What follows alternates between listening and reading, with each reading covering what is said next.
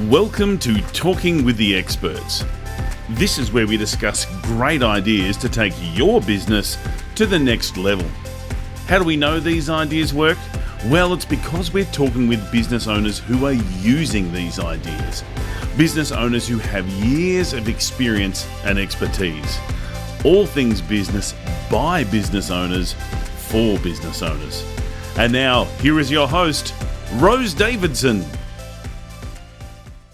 In episode 407, Fitz Koehler shares with us how taking control of our health, fitness and mindset can have a dramatic impact on our careers. Well, that's a great question. And fitness can always be free. If you have a floor to stand on, you can exercise. You can jump, you can dance, you can do push-ups, squats, lunges, crunches.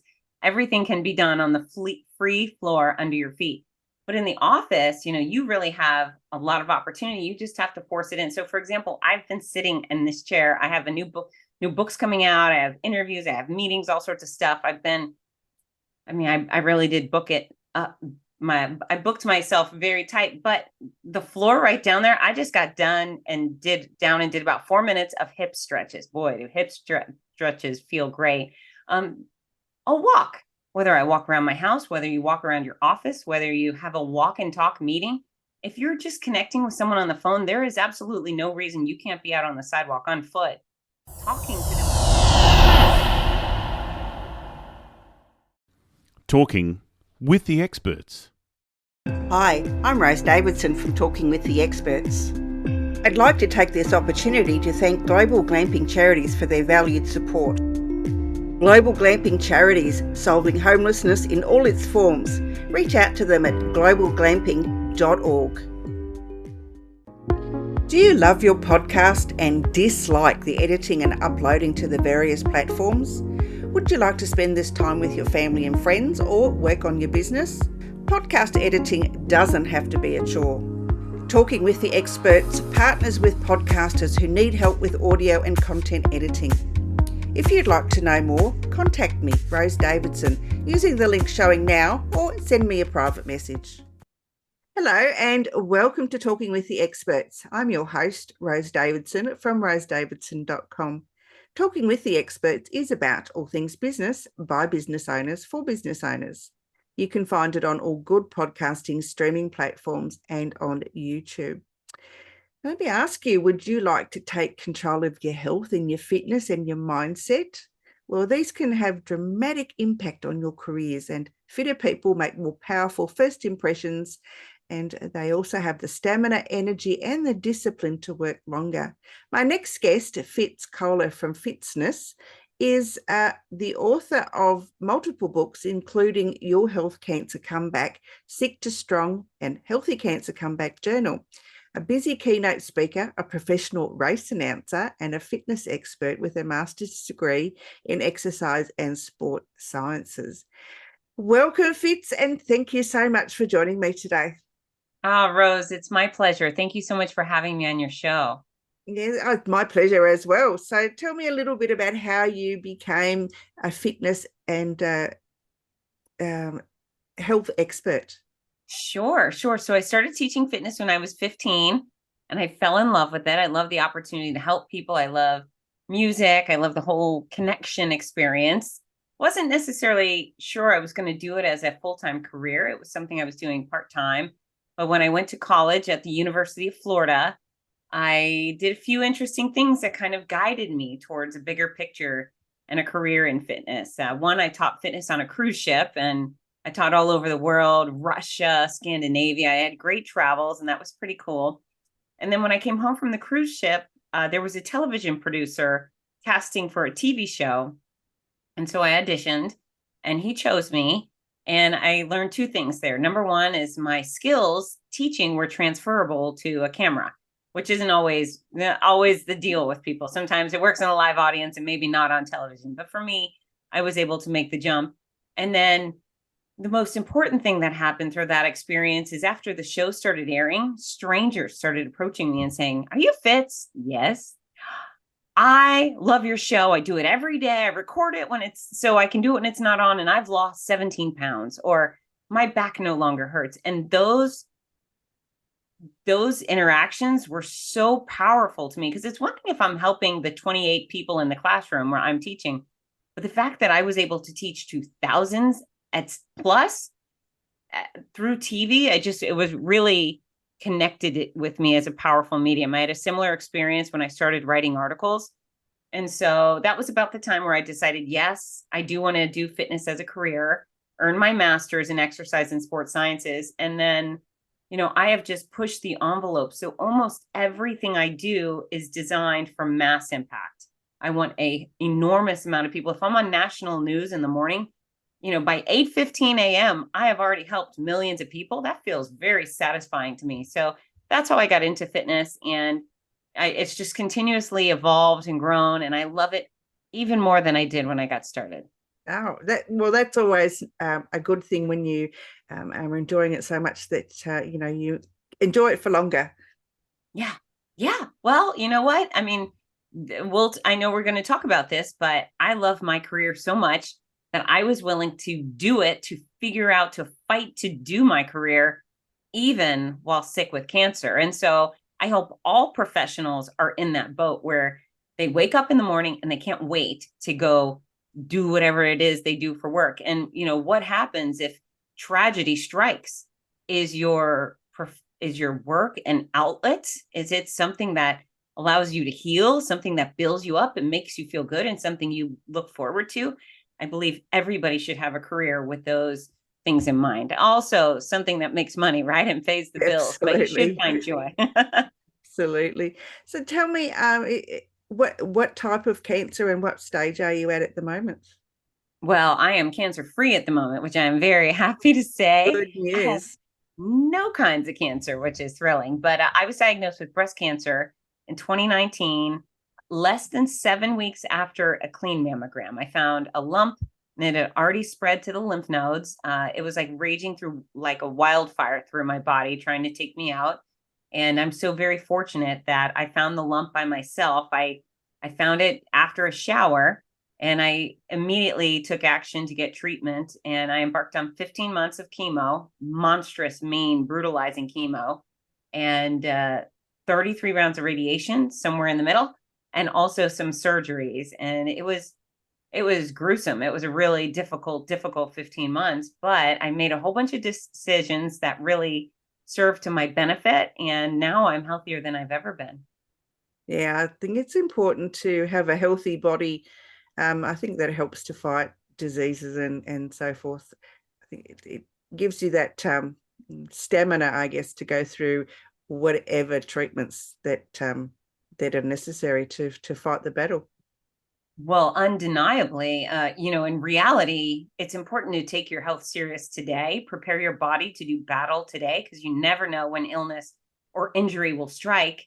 And if you are healthy and fit going into any sort of crisis, you'll be far more likely to rebound and recover quickly. However, yeah, I mean, there's evidence or scientific evidence just recently out of Tel Aviv University that said cardiovascular or vigorous cardio exercise, so exercise that makes you huff and puff, can make cancer 72% less likely to spread throughout your body. So if you are exercising vigorously, hooray for you, you are not only preventing the likelihood of cancer, but the spread of cancer, which is a very big deal. So studies out the yin yang to prove that, your exercise habits, they matter. There are food that helps, foods that hurt. Rest, quality rest goes a long way. That's your body's opportunity to heal and recharge. So yeah, I mean, everybody should take this stuff seriously, right, Rose? Absolutely. Yes, I'm guilty of not looking after myself as well as I should do. And yeah, it's one of my plans for this year. Good. If you need any kicks in the can, I can provide them. I'm happy to provide resources and bullying. Well done. Okay.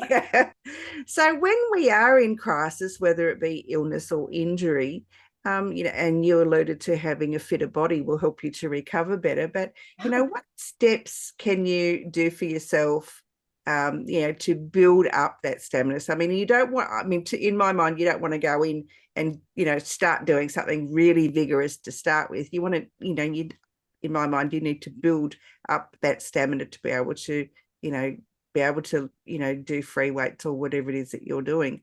So, what steps would people take to start off that journey?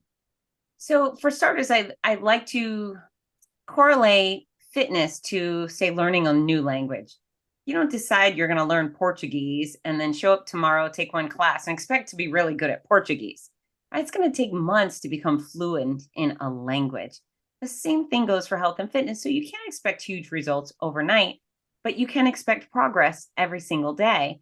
And yeah, you can definitely lift dumbbells on your first day. You just have to lift a moderate amount, a reasonable amount, an amount that you could lift comfortably for 10 repetitions.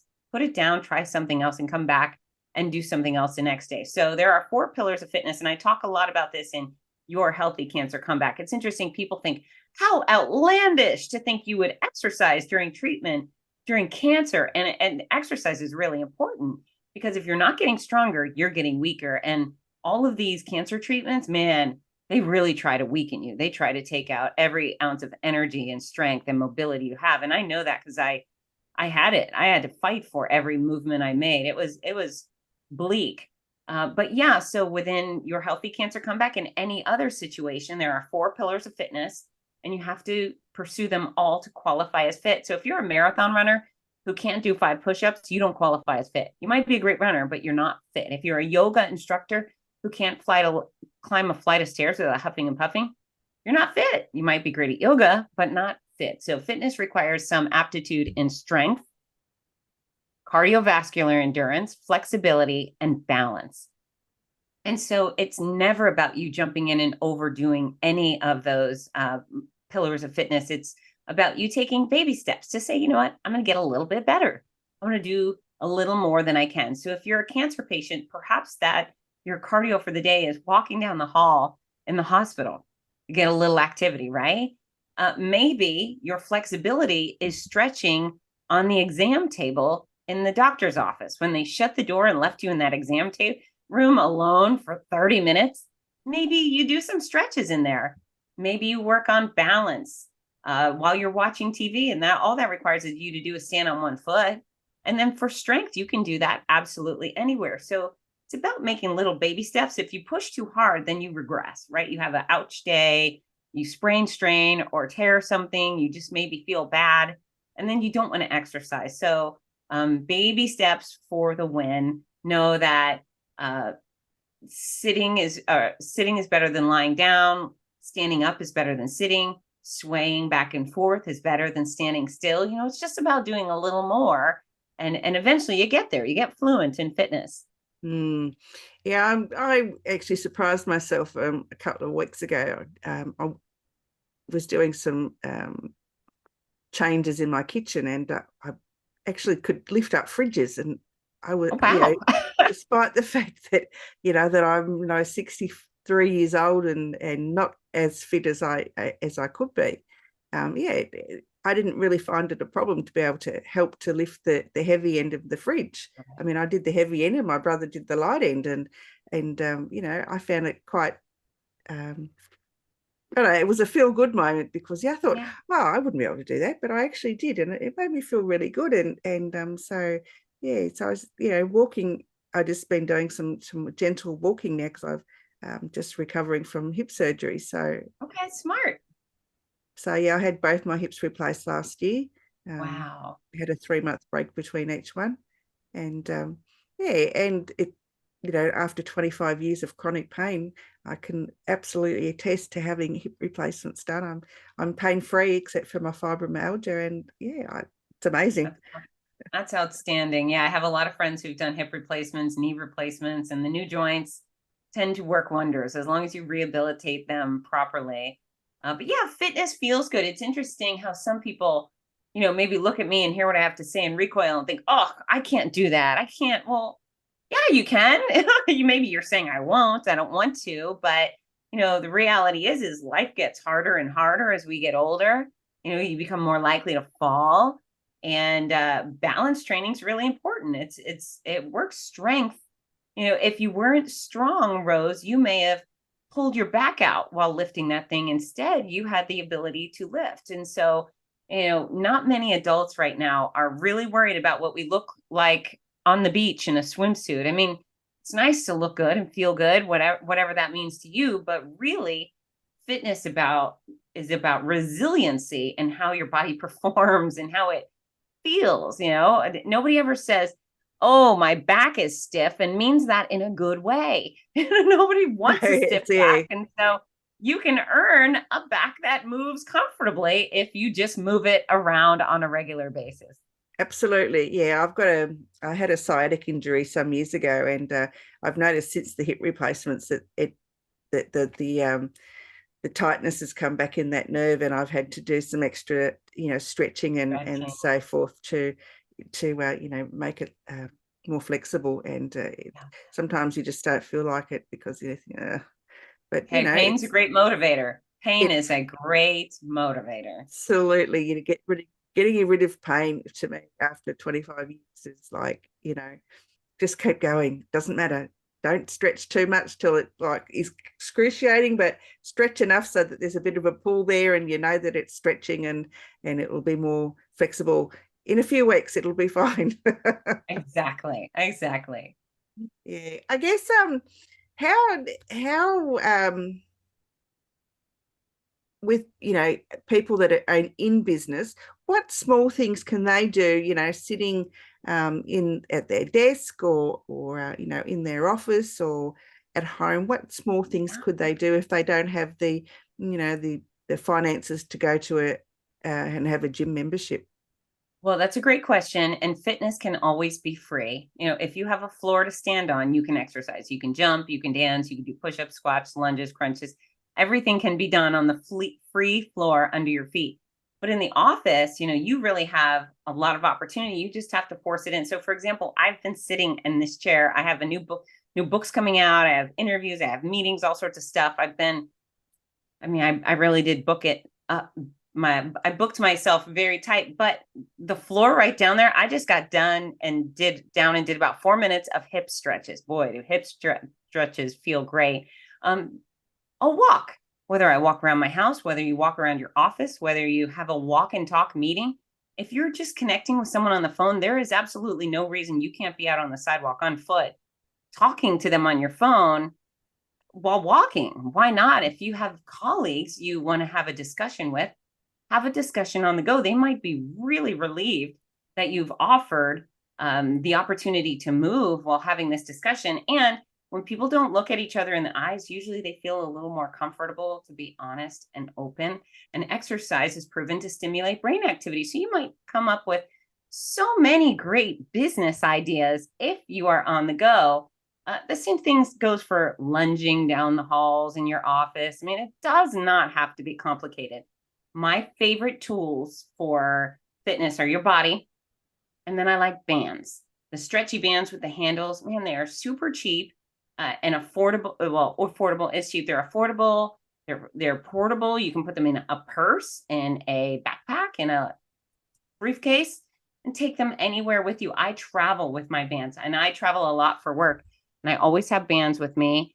And sometimes my gym or my hotel has a fancy gym, and that's great. Sometimes they have a cruddy gym, and that's great. And sometimes I'm just in my hotel room doing the best I can with what I have, and those bands are wonderful. So where there's a will, there's a way. If you want a fitter body, there really is no excuse for you not to have one. If you don't know how, look to go to my website, fitzness.com. I have tons of free resources, actual workout videos where I guide you through, here's 3 minutes worth of exercises for your back. Here's 3 minutes of exercises for your chest.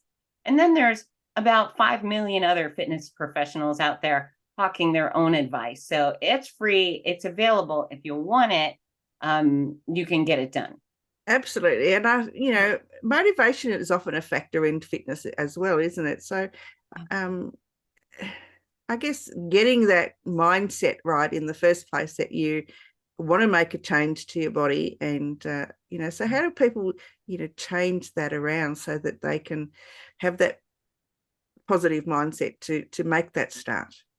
So it does start with a decision. And so what I've learned after decades in this industry is I can't choose fitness for anybody. You have to choose it for yourself. Some people are motivated by vanity, right? They see a picture of themselves and they go, holy mackerel, is that me? I need to lose 80 pounds or whatever. Some people are motivated by pain. I think pain is a fantastic motivator. There are some pain sources that require surgery.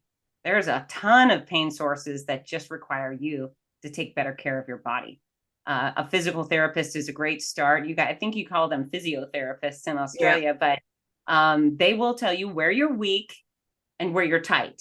And if you can work on strength and flexibility, boy, a lot of pain goes away. And so motivation could be vanity, could be pain, could be your interest in living a more interesting, active life. Australia, this is probably a good place to point out that I'm friends with the Wiggles. Okay.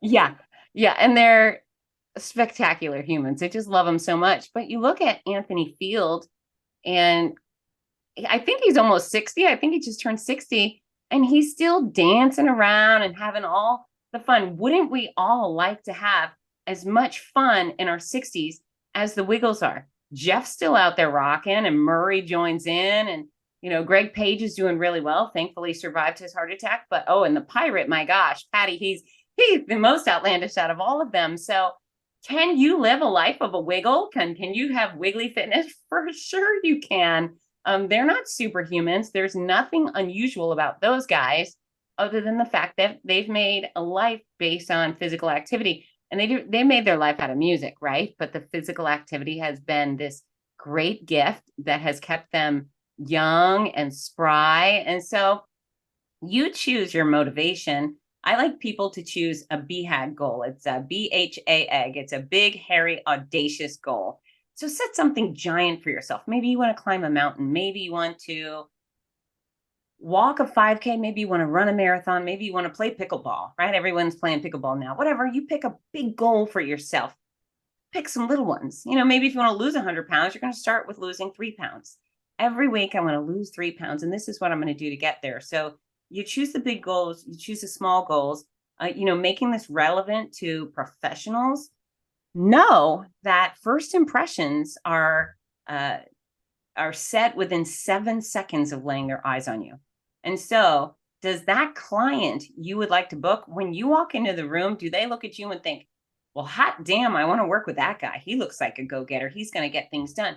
When you walk into an office looking for a new job or a raise, does this employer look at you and say, wow, she is so confident. She's a spitfire. She's got a lot of energy. She's going to make our life easy, and she's going to make us money. And so your appearance, and it's not just your waistline, it's your presentation. Are you a fit person? Do you have good posture?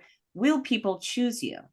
And maybe, it should only be based on the wonderful knowledge floating around in your head. But the reality is people are getting vibes from you based on the fact that you have or have not cared for yourself. And you should walk into a room and excite people. So fitness matters professionally.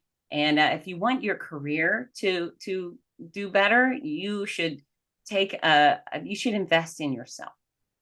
Yeah, I think it is important to invest in yourself, whether it's your mindset, whether it's your physical appearance, your confidence.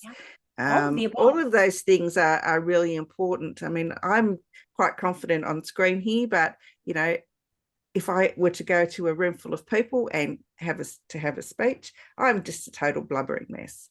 Okay. So there's a difference between what I portray here on screen to how I am in real life. So not that I'm pretending, because I'm quite confident to speak on the camera, but it's I find it but when you portray yourself as confident, people will resonate with you and they'll be drawn to you.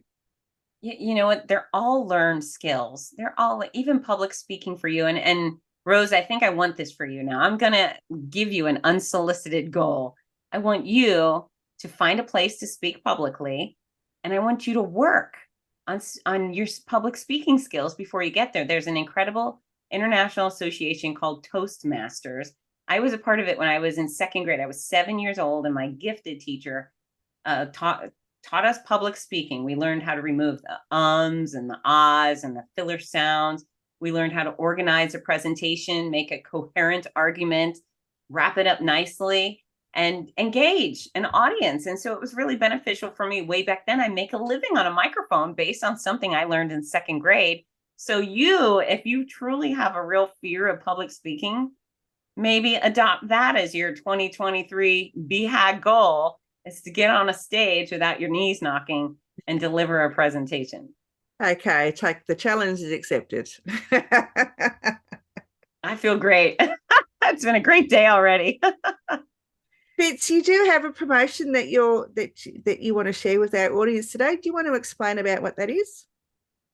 Book promo. And which did I offer? I'm so sorry. I sent it to you before. Okay, it's in your it just says book promo graphics. Just let me open those up for you. Isn't this funny? We call this chemo brain. Cancer Comeback 3-pack. Is it a discount on it? You've sent them to your Shopify store, so yeah, I guess. Yeah. So okay, all right. So I do have books coming out. I have this one. This is my book from 2020. It's called My Noisy Cancer Comeback. That's my memoir. The collision of cancer and travel and race announcing, all of my adventures and misadventures on the road as a bald, noisy lady. It's a lot of fun, this book. My brand new books, which will be available worldwide, everywhere books are sold, are the first one is Your Healthy Cancer Comeback, Sick to Strong. And that book was custom made for cancer patients and survivors who have hit rock bottom or may hit rock bottom. And so think about your loved one who's just diagnosed and you think, what can I do for that person? This is what you can do. Because when I hit rock bottom, where I was skeletally thin and weak and frail, I knew exactly how to rebuild my body to not only get strong and build stamina, balance, flexibility, become healthy. I knew how to go all the way to athletic.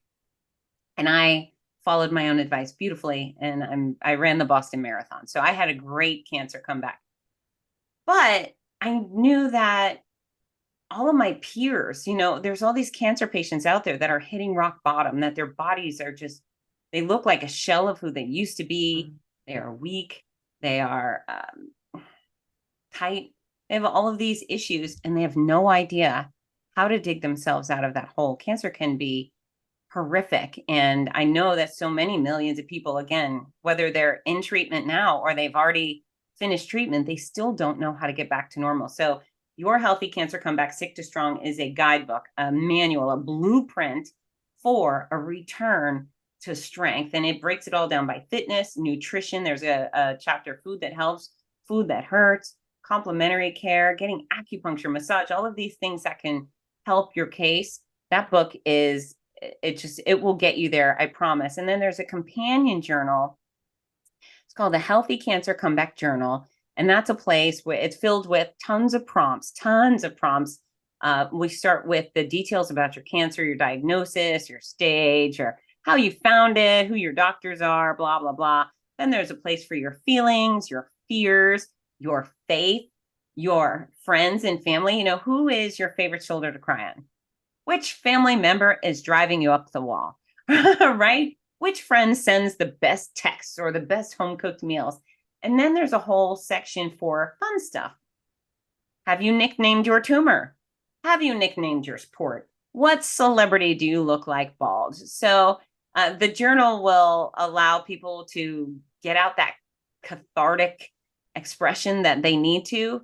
And it will also help them keep track of their fitness progress and goals. So the back half of the book is very specifically detailed towards setting fitness goals, tracking your fitness goals, and setting new fitness goals to get you all the way there. So I'm so proud of these books, and I'm so excited for them to help people all over the world. So for your listeners, if they go to fitzness.com, that's FITZNESS.com, if they buy the Cancer Comeback 3-pack, either the hardcover or the paperback version, they can save 20% with discount code ROSE. Oh, thank you. Of course. Thank you. So go and check out these books, people, because honestly, one of us has been touched with cancer, whether it's ourselves or we have a friend or a family member. that has it, and these books will surely benefit the survivor, because we all need a bit of fitness in our lives in one form or another, and I'm sure these books will be an absolute blessing. Yeah, thank you so much. I'm really I'm here to help, and this will possibly be one of the most powerful things I've done to help. Terrific. So yeah, go to fitz.com. Fitzness, beg your pardon, fitzness.com, and go there, and also on her website there's blogs, there's you can find Fitz on Instagram, you can find her on LinkedIn, so check her out, and please make the effort to go and purchase her books, because honestly they've got to be of help to somebody out there. Make a nice gift, I think. I agree. Thank you, Rose, and I cannot wait to hear about your public speaking adventures. Oh, you'll see me, don't you worry. I believe it. Fitz, it's been an absolute pleasure. Have you got any something you wanted to share, some words of wisdom perhaps that you wouldn't share with our audience today? Yeah, you guys can do hard things. I know sometimes fitness seems like an insurmountable task, but you've done plenty of hard things in your life. You've probably raised wonderful families, and maybe you've accomplished a lot professionally. Fitness is just one of those tasks where if you undertake it, you may start as an amateur and you start moving towards the professional fitness version of yourself. But, I want you to live long, but more importantly than living long is living well, because it's no fun to live long if you're not living well. So take good care of yourself. Absolutely. And if you reach out on social media, I love it when people follow me at Fitzness, and I promise some quality content in return. But really what I prefer is for you to follow and then comment and say, hi, I heard you on Rose Davidson's podcast and I wanted to connect, because I would much rather have friends than just followers. Absolutely. Yeah, I agree. I think followers they're a dime a dozen, but friends, yeah, I like those a lot better. Yeah, I'm going to keep you, Rose. I like you. Well, thank you. Fitz, it's been a pleasure. Thank you so much for giving up your time today to discuss with us, Fitz and cancer journey. It's been an absolute pleasure. I've enjoyed every moment of it. Thanks, Rose. Bye, everybody. You've been listening to Talking with the Experts, hosted by Rose Davidson. Make sure you have a look at our back catalogue over at talkingwiththeexperts.com. And be sure to subscribe to our podcast so you don't miss out on any episode. We look forward to your company next time.